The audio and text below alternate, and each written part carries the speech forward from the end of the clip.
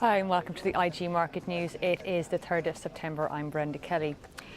We've seen quite a climb upwards in the dollar index, which reached a low of around the 80.70 mark on the 20th of August of just this year, before rising to 82.50, which is 38.2% retracement of those July highs that we saw to the actual lows back in August.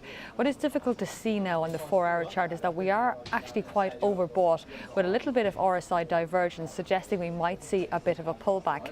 On the daily chart, however, we are not quite at the overbought level, which suggests to me that we might see further upside in the actual medium term, particularly since markets seem to be pricing in the potential for a tapering of the quantitative easing from the Federal Reserve in perhaps this next meeting on the 17th and 18th of this month.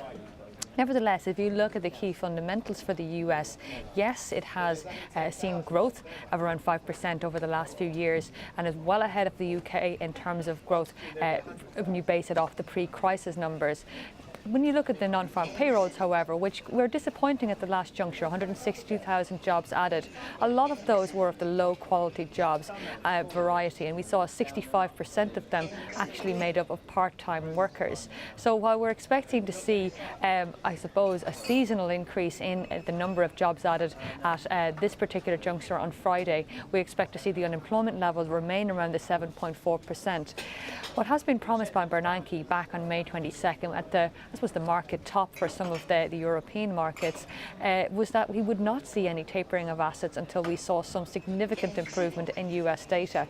We can't actually say that there has been stellar improvement in the US data. Manufacturing continues to slump by comparison to some other attributes of the US economy, and similarly, as I've said, unemployment levels are not quite where they should be.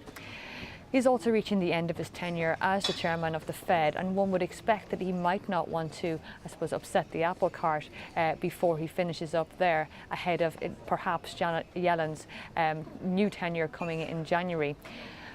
You also have, of course, Syria, which is threatening to unbridle some of the equity markets, and also the uncertainty in the markets does look that we could see a little bit more rocking there if we see any of the tensions escalate. Add to that the fiscal cliff concerns, and you get the adding up of the fact that we probably have no real basis for a tapering of quantitative easing, mainly because the markets are a little bit skittish. So for now, I will be watching the 82.50 level on the dollar index quite closely. Any move through that does provide us with I suppose, momentum for further dollar strength, whereas in fact I think in the shorter term we will probably see a pullback, maybe sub the 82 level. For more information, log on to IG.com.